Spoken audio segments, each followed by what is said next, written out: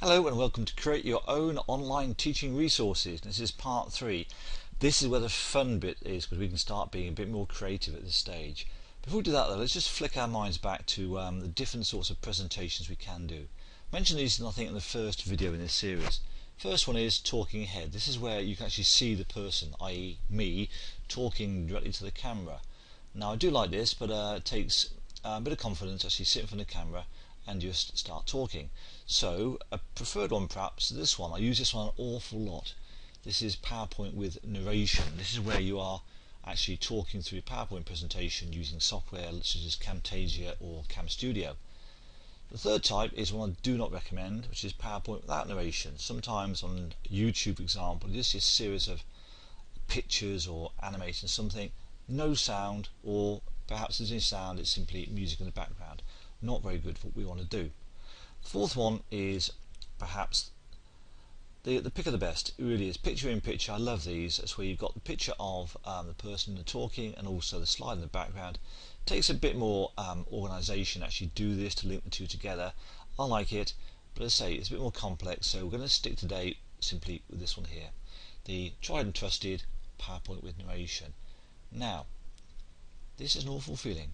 You've got all these slides to fill. It's like having a writer with a blank page in front of them. What do you put in there, and how do you find the content?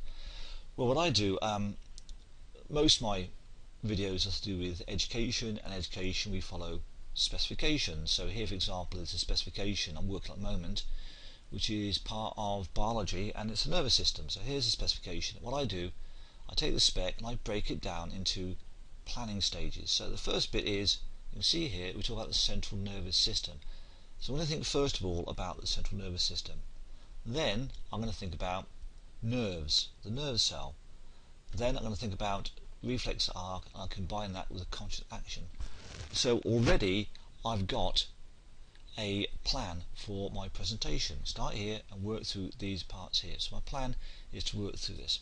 Before we do that though, let's think about a few fundamentals, a few perhaps do's and don'ts. This is my own personal views, so please bear with me. First one is avoid too much text. There's only so much people can take in on a slide, and if you have it too small and too many words, they're going to switch off very quickly, and if you're reading through it, it's even worse. Use your colours wisely. You may not like my choice of colours here. Don't know what colour that is really. Pink and blue. I think it works, but please be careful with colours. Things do work and some things don't. Also, there are particular colours that work well with people who are dyslexic, and that's well worth looking at. And while I'm talking about that, also it's well worth looking at the font. I tend to use Comic Sans quite a bit, because Comic Sans is supposed to be pretty dyslexia friendly. It's worth knowing about. Now, pet hate, animations.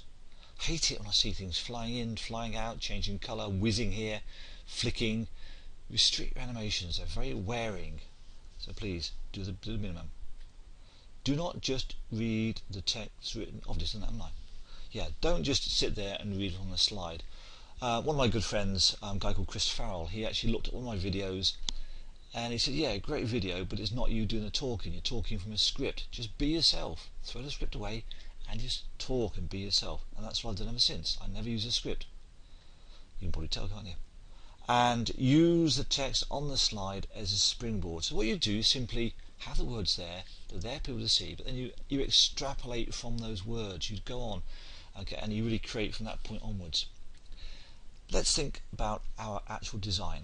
Now, the design of your PowerPoint presentation, on PowerPoint itself, there are many templates. You can choose your templates, use your colours, whatever suits you. What I prefer is going to what other people have made.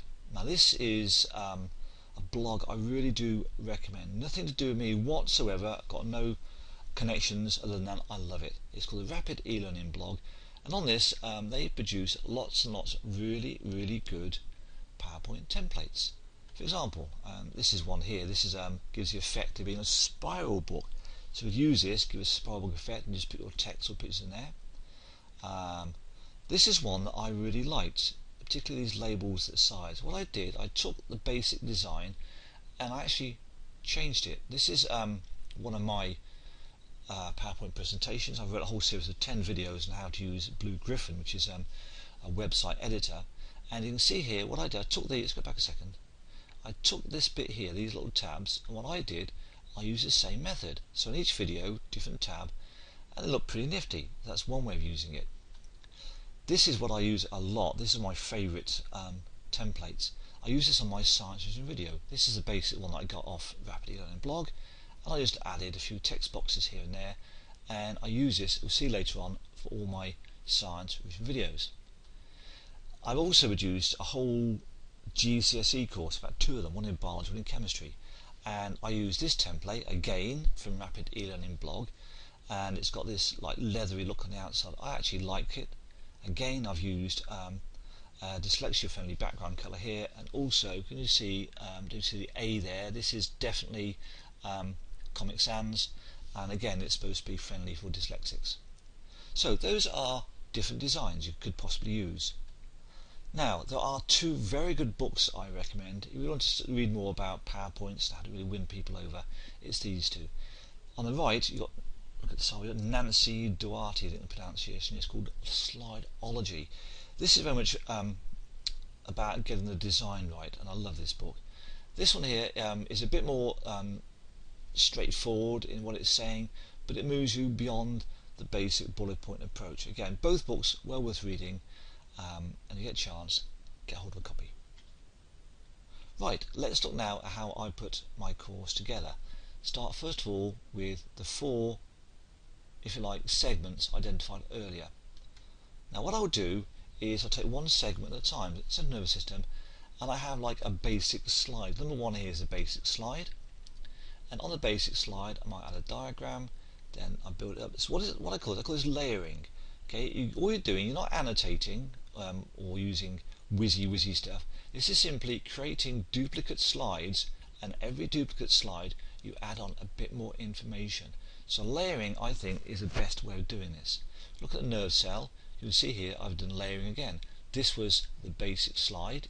Okay, see how I've used it to build things up. This one, even more complex. This is the reflex arc for those who did biology once upon a time.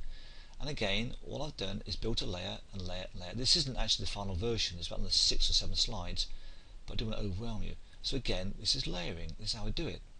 And lastly, the conscious action, what I've got here, the basic slide, layer, layer, and so on, to create the whole thing. So, I'm really pleased with the final end result. What I've done, I've taken the specification, I have identified 4 segments, and in each segment, I've created a structure of slides based on a layer. All that's missing now is the slide at the beginning, and this is my intro here. So this is my slide I use every time I'm making a PowerPoint on science and videos. Then I've got what it's all about. So this will be the second slide, the central nervous system, nerve cells, reflex actions. So these 2 would sit before this one here. And then I've got a slide at the end. So this one would fit over here at the end. And on this one, I just said thank you very much for joining me. And if you want to see more slides, here's my my website.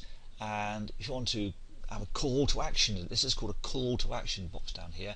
What I'm saying is, yeah, I have now produced the complete courses in biology and chemistry. Why not have a look? And here's a website. So that's the basic structure of my presentation. Okay, so now you get the idea. So have a go, please. Have a go at doing your own presentation. Perhaps follow my guidelines, or if you're a past master, do it yourself. But in the next video, we'll be looking at how we can actually record the narration onto those slides and putting the final product together. So thank you for watching. Thank you for listening, and I'll be back with you very, very soon. Bye bye for now.